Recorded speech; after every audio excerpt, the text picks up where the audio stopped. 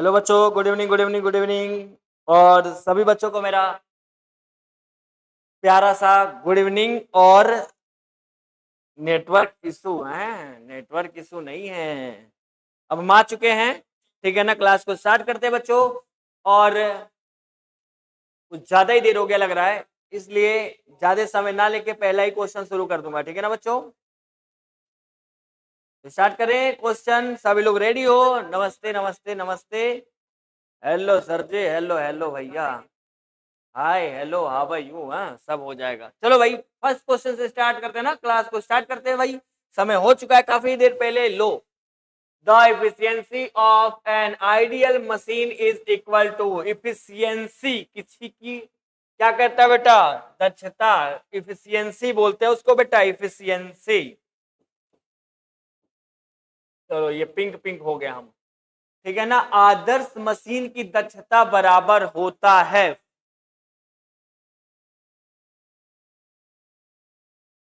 चलो भैया, अब तो स्टार्ट कर लो क्लास को और आंसर भी दो। ये सालू ने ऑप्शन दे दिया, ऑप्शन बी। ऑप्शन बी कितना है? ये बेटा एन नहीं है ना, ऐसे ईटा टाइप का है, सब याद रखना। ये 100% है, ये 1% है और ये 0% है, ठीक है भैया।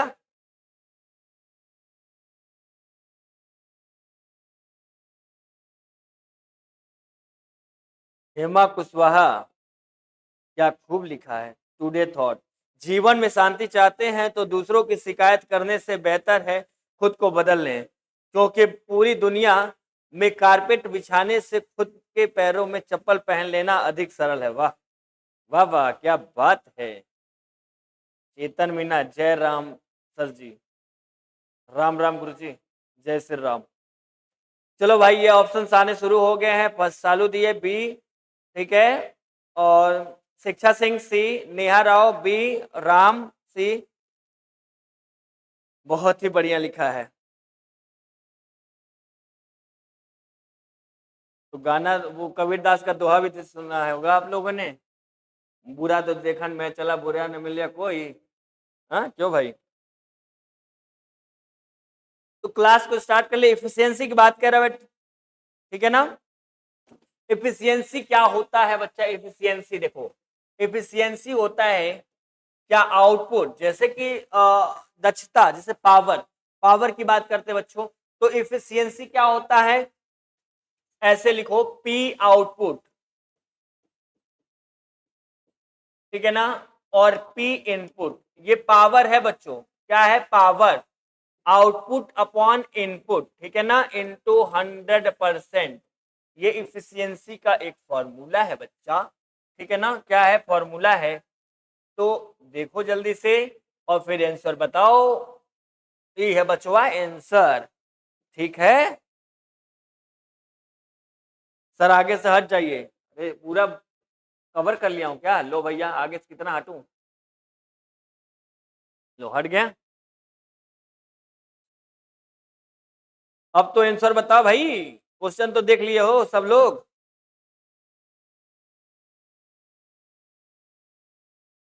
अभी सी सी सी सी सी सी सी, आगे से हट गया हूं भैया, जल्दी बताओ।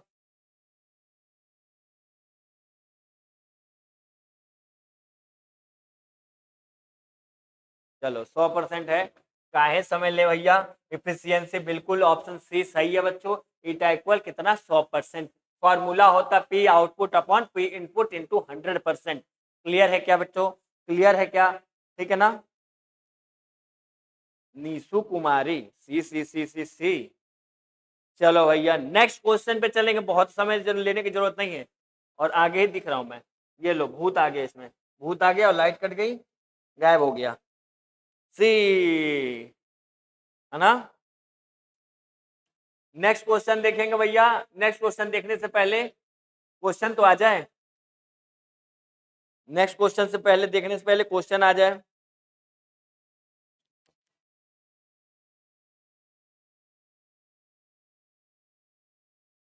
वैसे मैं कर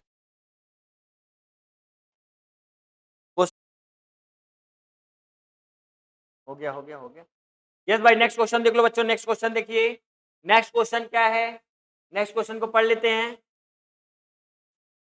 Why does a fielder move his arm backward while hitting a fast moving cricket ball?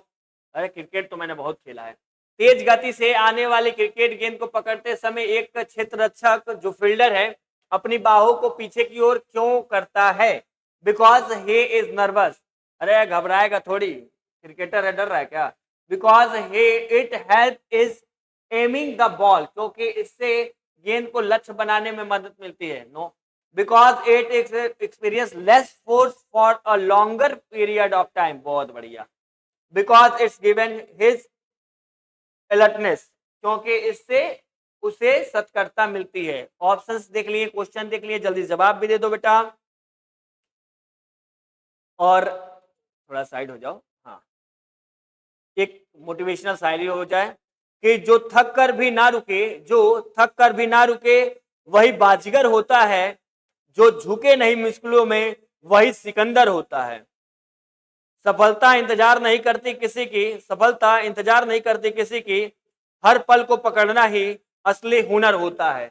तो चलो भैया आंसर जवाब दो, देखता हूं कौन कौन बच्चा दे दिया है। सी सही है। ओ लॉक कर दीजिए। बिल्कुल, क्रिकेट तो खेले ही है भाई, क्रिकेट से ज्यादा मौज किसमें, क्यों भाई?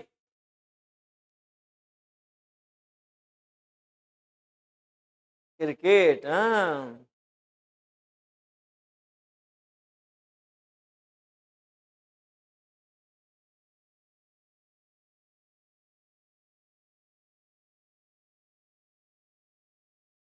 चलो, ये बिल्कुल सही है बच्चों, ठीक है ना, ये बिल्कुल सही है, ठीक है ना, और इसमें गलतियां नहीं हो सकती है।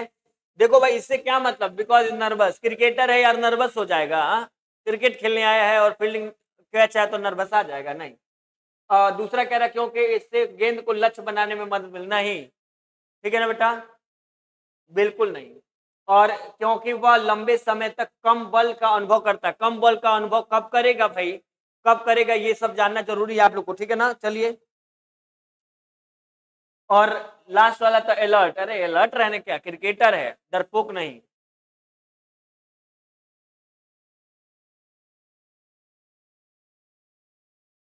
नेक्स्ट करे क्या, इसमें कुछ पूछने लायक नहीं है ना?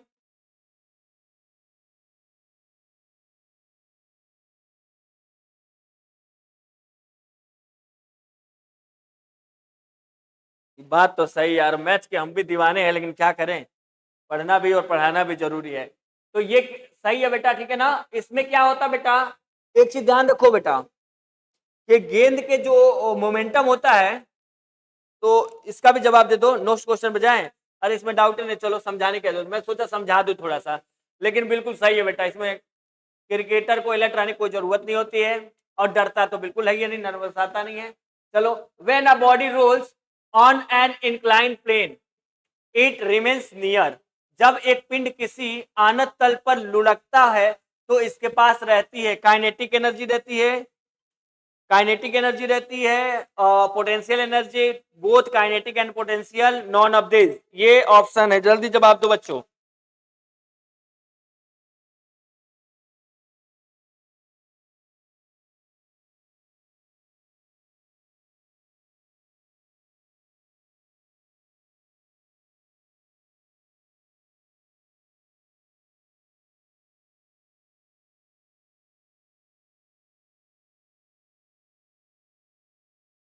हो गया क्या? क्या कह रहा है बाबू, कि एक पिंड किसी आनत तल से क्या कर रहा है, इसे बनाओ तल, आनत तल बना दो धड़ाक से, और यहाँ बना दो एगो लोहिया, कौन पिंड, और ये लुढ़क लुढ़क के कहा आ गया, यहाँ आ गया वे वेलोसिटी से, ठीक है? नीचे आ गया ना लुढ़कते लुढ़कते। जब एक पिंड किसी आनत तल पर लुढ़कता है तो इसके पास रहती है, पहला चीज, जब लुढ़केगा गति करेगा तो गतिज ऊर्जा। जो बच्चों, मैं देख भी लूं, आंसर भी तो देख लूं, सी हो जाएगा, सी हो जाएगा, सी दोनों, हाँ बहुत बढ़िया भाई। ये 33 का ए, नेहा राव, बेटा 33 का ए कैसे? ए काइनेटिक एनर्जी ओनली, नहीं नहीं नहीं नहीं, काइनेटिक एनर्जी देखो बेटा, ये जब लुढ़केगा ना, कोई पिंड क्या करेगा बेटा, जब ऊपर से लुढ़क के आएगा, गति करेगा, तो गतिज ऊर्जा, गति किया तो गतिज ऊर्जा। और दूसरा रोटेट करता है ना, रोटेट के बारे में भी बताएंगे, ओमेगा का मतलब क्या होता है बच्चों। और जब कुछ हाइट है, ऊंचाई से लुढ़क रहा है, स्थितिज ऊर्जा। स्थितिज ऊर्जा याद है कि कभी मैंने ये क्वेश्चन एक बताया कि जो रनर होता है ना, जो जंप करता है, जो जंप करने वाला, जो कूदने वाला, क्या होता है, एथलीट जो भी बोल सकते हैं, वो कूदने से पहले क्या करता है, रनिंग करता है, और रनिंग करके तब कूदता है। जो रनिंग करता है यानी गति करता है, तो उसमें गतिज ऊर्जा। जब जंप मारता है बेटा कुछ हाइट से, तो स्थितिज ऊर्जा। ठीक है ना, सेम उसी तरीके से कुछ हाइट पे है, स्थितिज ऊर्जा, गति कर रहा है, लुढ़कते लुढ़कते आ रहा है, गतिज ऊर्जा। इस तरीके से भी हो सकता है बच्चों। किस तरीके से, फार्मूला याद है ना आप लोगों को, फार्मूला तो याद है ना। तो स्थितिज ऊर्जा ऐसे लिख सकते हो, स्थितिज ऊर्जा यानी कि पोटेंशियल एनर्जी। गतिज ऊर्जा कौन, हाफ mv², ये तो हो गया बेटा जब वेलोसिटी किया, अब प्लस दूसरा क्या, हाफ आई ओमेगा स्क्वायर। ये याद होगा तो बहुत अच्छी बात है, नहीं याद है तो कोई बात नहीं है, देख लीजिए। और दोनों इसमें लगेगा, क्या लगेगा बाबू, दोनों के दोनों। तो सी बिल्कुल सही है। राधे राधे सर, जय श्री राम।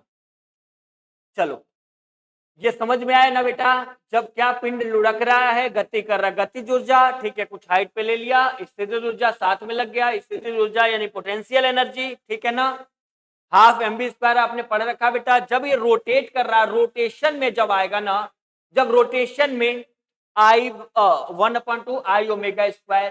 ठीक है ना, ओमेगा क्या है बेटा, एंगुलर वेलोसिटी है। ठीक है ना, किसी एंगल पे लुढ़क लुढ़क के आया है। चलो बहुत बढ़िया, नेक्स्ट क्वेश्चन देख लेते हैं ना। नेक्स्ट क्वेश्चन क्या है, when you compress a coil spring, you do work on it, elastic potential energy. जब आप एक कॉइल स्प्रिंग को कंप्रेस करते हैं तो आप उस पर काम करते हैं, प्रत्यास्थ स्थिति ऊर्जा क्या होगा। जवाब दो बच्चों, नेक्स्ट क्वेश्चन का जल्दी से जवाब दो। क्वेश्चन नंबर 34,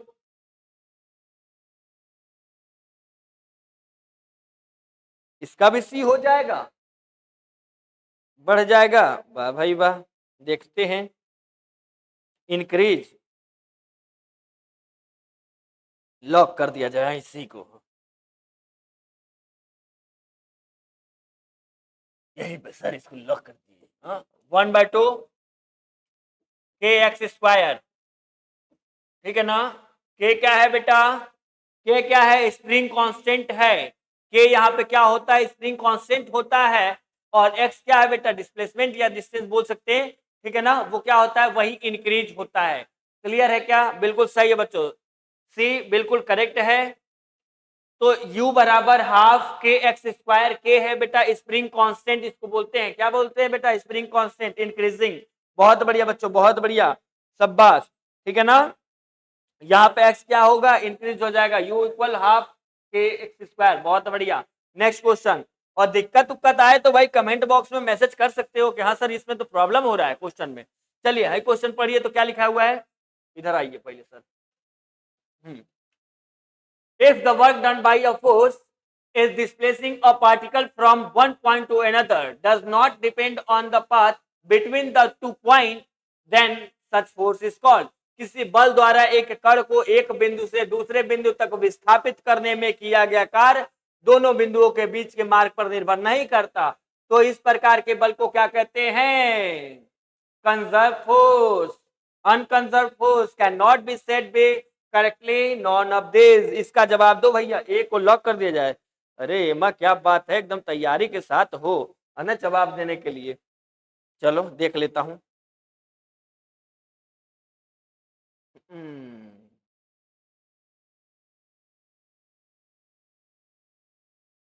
क्या बात है, ए आई, देख के जवाब नहीं देगा कोई, एक दूसरे का देख के रॉन्ग हो गया ना सालू। अरे कोई बात नहीं है, जरूरी थोड़ी है, सीधा ही नहीं हो सकता क्या।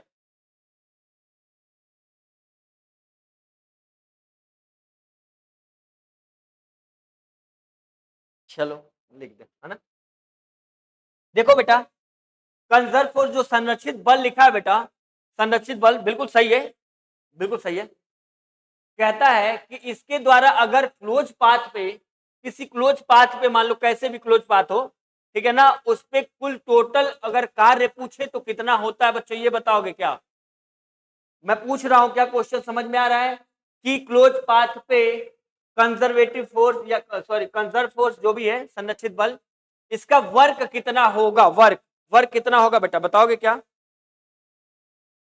क्लोज पाथ है में कुल टोटल वर्क डन कितना होगा बेटा, कोई बताएगा क्या? बोलिए तो सही, जवाब दीजिए तो सही।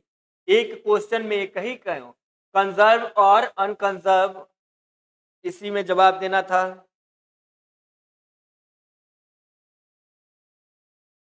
जीरो होगा सालू, 3 गो जीरो होगा, ये गो जीरो होगा?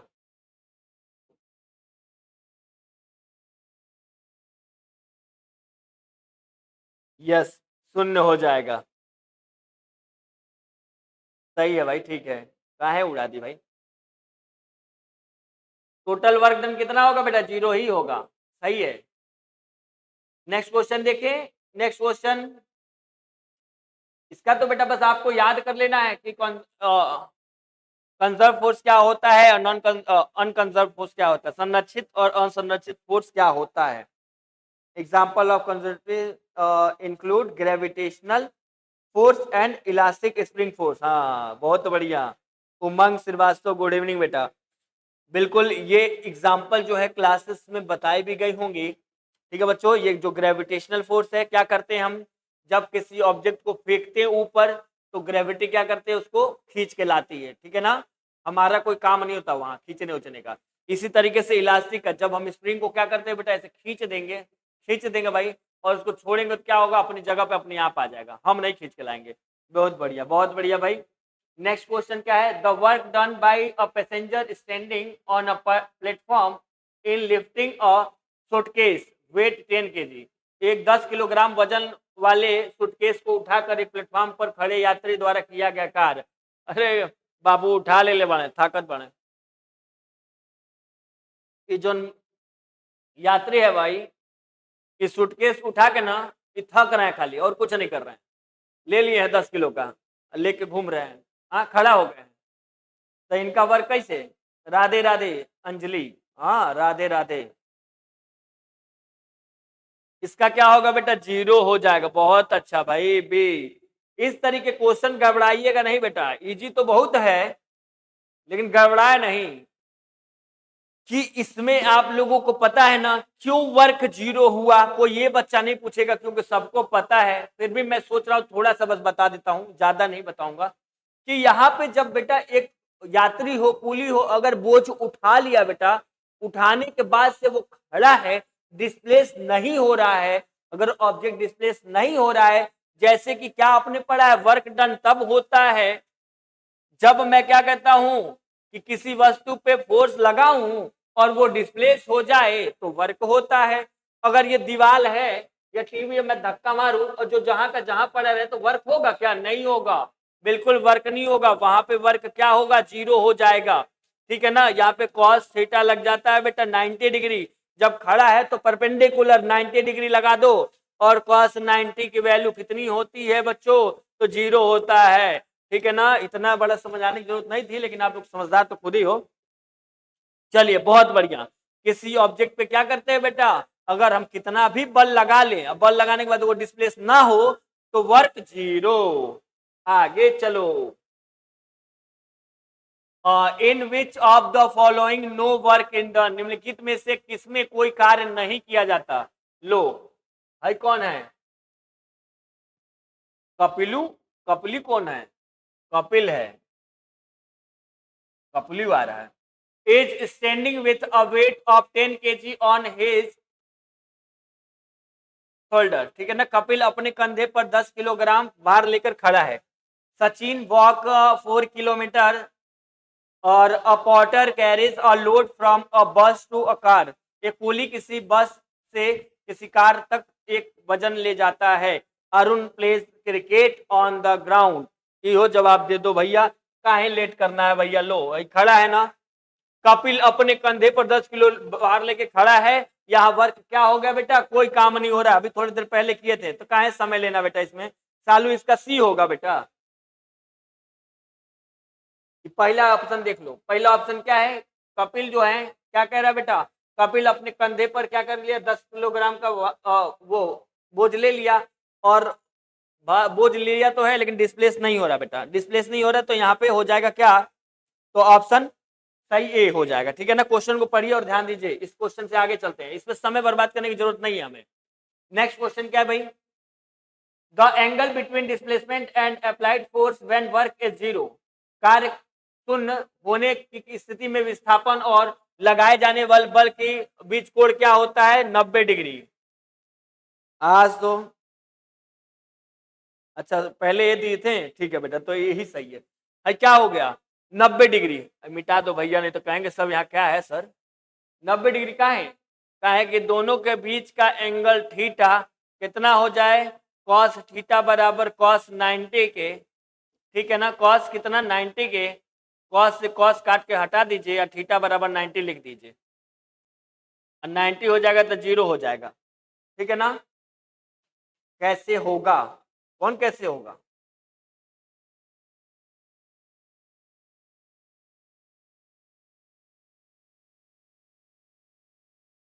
नाइन्टी डिग्री हो तो गया ना बेटा। देखो कैसे होगा, W बराबर एफ एस कॉस थीटा, बस एक ही वर्क के है, ये है सब काम, खाली वर्क के बारे में आज पढ़ेंगे और वर्क के बारे में जानेंगे, और ज्यादा कुछ नहीं है। ठीक है ना। एफ एस थीटा, यहाँ कॉस 90 लगा दो, और जब 90 डिग्री लगा देना तो कॉस 90 की वैल्यू जीरो, तो एफ एस क्या कर लेगा भैया, गुणा करके जीरो ही तो कर लेगा। लो, आज हम वर्क के बारे में ही पढ़ रहे हैं बच्चों, वर्क के बारे में ही 2 4 10 क्वेश्चन जो भी हो जाए, 20 क्वेश्चन, वो हम वर्क के बारे में पढ़ रहे हैं। ठीक है ना।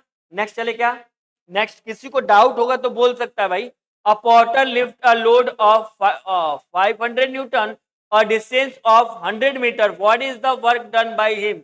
एक पुलिस 100 मीटर की दूरी तक 500 न्यूटन का भार उठाता है, उसके द्वारा किया गया क्या, 100 मीटर तक का। ठीक है ना, यहाँ पे लगा दिया भैया। चलिए, वॉइस नहीं आ रहा है, वॉइस नहीं आ रहा, वॉइस वॉइस वॉइस तो सही है भाई, कौन बोल रहा है वॉइस नहीं आ रहा है, शालिनी। वॉइस नहीं जा रहा बेटा, आवाज तो जा रही है, हमारी तरफ से तो क्लियर है, मेरे मोबाइल में देख लें, आ रहा है आ रहा है आ रहा है आ रहा है, वॉइस तो क्लियर है। हो गया, चलो W बराबर एफ एस, एफ कितना है, फोर्स 500 न्यूटन का फोर्स लगा दिया, और 100 मीटर का क्या लगा दिया भैया। इसका जवाब तो दे देना बाबू, तुम लोग पहले, हम देंगे बाद में, तुम लोग पहले जवाब दे दो।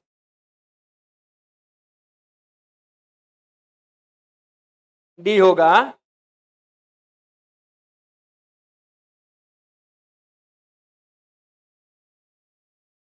जल्दी बताओ बेटा,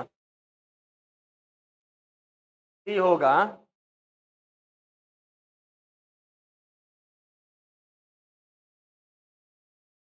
38 का सी होगा, और डी होगा, और ए होगा, ए बी सी डी सब आ गया, बी छोड़ के सब जवाब मिल गया है कि ए होगा, बी होगा, सी होगा। अभी देखो मेरी तरफ क्वेश्चन, तुम लोग जल्दीबाजी मत पढ़ना है। A potter lift a load of 500 newton और distance of 100 metre, what is the work done by the him. एक कूली 100 मीटर की दूरी तक 500 न्यूटन का भार उठाता है। ठीक है ना, और उसके द्वारा किया गया कार्य क्या होगा, डब्ल्यू क्या होगा, सी हो जाएगा जीरो। बहुत भाई बढ़िया, कैसे होगा जीरो, सी हो जाएगा, सही है बच्चों, सी कैसे होगा, ऑप्शन 4 रिया दे रही है 5 न्यूटन, 5 कैसे होगा, अच्छा 100 के 5 काट दो तो हो जाए, अरे वाह भाई, कितना बढ़िया बा, एक बार ए आंसर दो, एक बार डी आंसर दो, एक बार बी भी दे दो।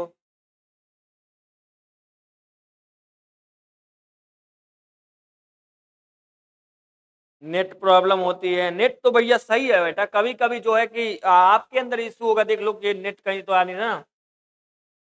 हाँ, 4 में से कोई एक होगा। हाँ हाँ, एक तो होबे करी। कौन हो बेटा? बिल्कुल, देखो मैंने पढ़ा रखा है ना, इसमें क्या पढ़ा रखा बच्चों, इसमें मैंने पढ़ा रखा है कि अगर कूली क्या कर रहा है, बोझ उठा के आता है ना, स्टेशन से नीचे आ जाए, रोड पे आ जाए, कहीं भी आ जाए, ठीक है ना, तो कूली द्वारा उठा के जो चल के जाना भी क्या कहलाता है बेटा? वर्क डन नहीं होता है। ये आपको बताया गया होगा, वर्क डन अगर नहीं होगा तो यहाँ पे वर्क कितना होगा बच्चा? तो 0 हो जाएगा। ठीक है, ठीक। हेमा कह रही है मैथ तो बहुत तगड़ा है।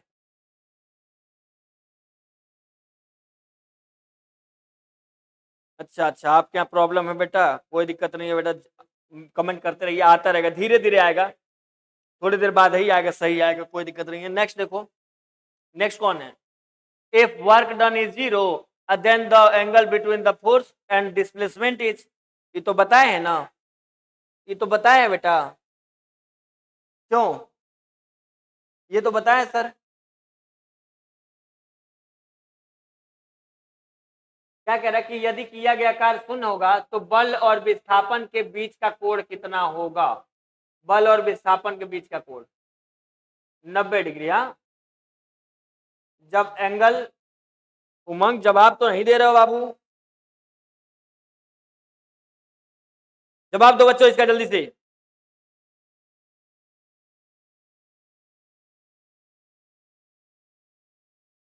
90 डिग्री होगा। हाँ, ठीक है, ये तो किए हैं भैया।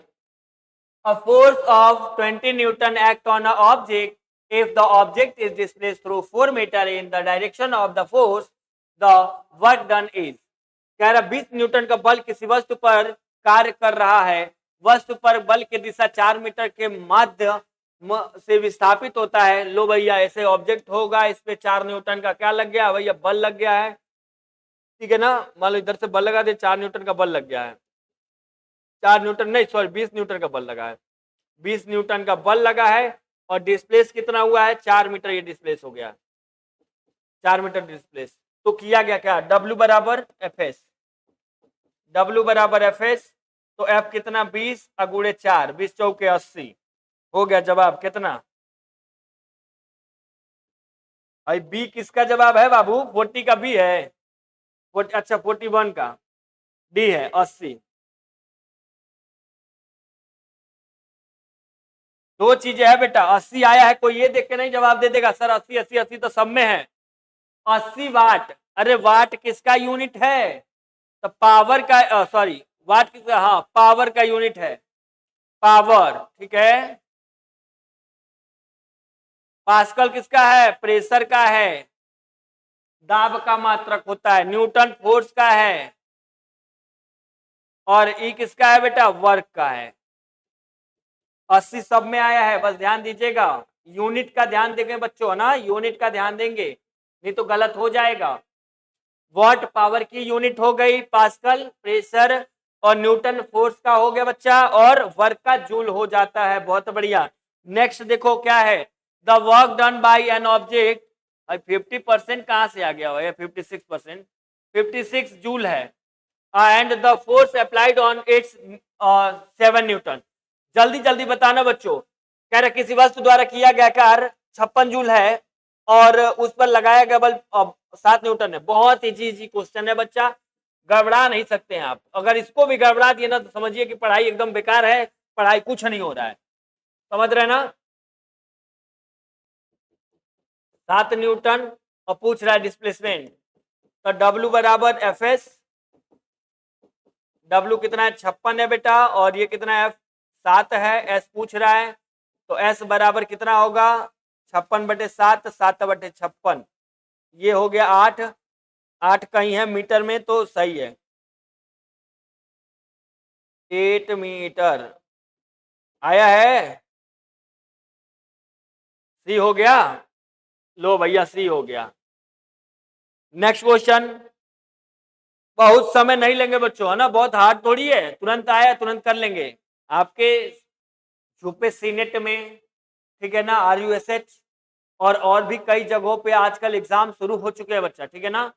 तो आप लोग हमेशा लगे रहिए, ठीक है ना।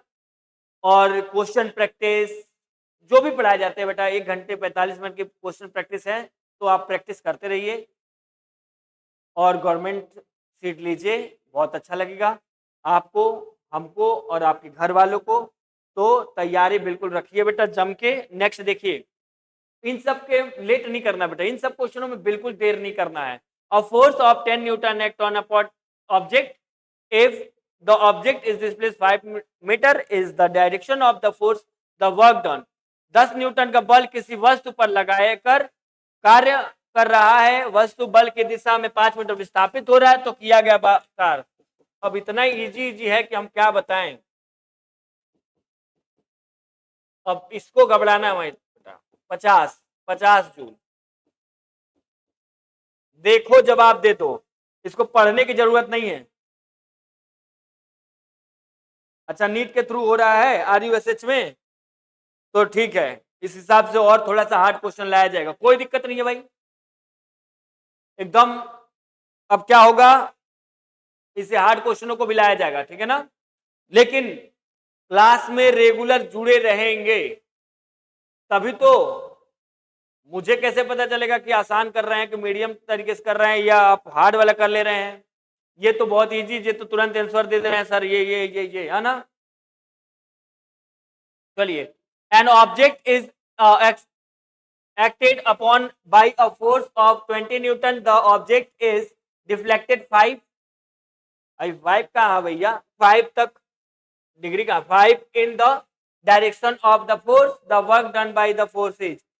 कह रहा है एक वस्तु पर 25 न्यूटन का बल कार्य कर रहा है, उस वस्तु को बल की दिशा में 5 मीटर होना चाहिए बेटा, 5 मीटर तक हटाया जाता है, तो बल द्वारा किया गया कार्य क्या होगा। इसका भी आंसर बता दो बच्चों, ओरली बता दो। 50 हो जाएगा, इसमें 50 नहीं है। नेक्स्ट वाला बताओ भाई। 125 हो जाएगा, लिख दें 125 जूल।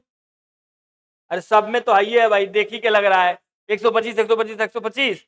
अब वर्क का यूनिट जूल होता है, तो जूल करेक्ट कर दीजिए, खत्म बात। क्या 125 125 125 तो सब में है, तो joule. Next question, if a person move 4 meter with a constant force of 12 Newton, the work done by him। यदि कोई व्यक्ति 12 न्यूटन के एक स्थिर बल से 4 मीटर चलता है, तो उसके द्वारा किया गया कार्य क्या होगा। 12 चौक 48 जूल, ठीक है। नेक्स्ट,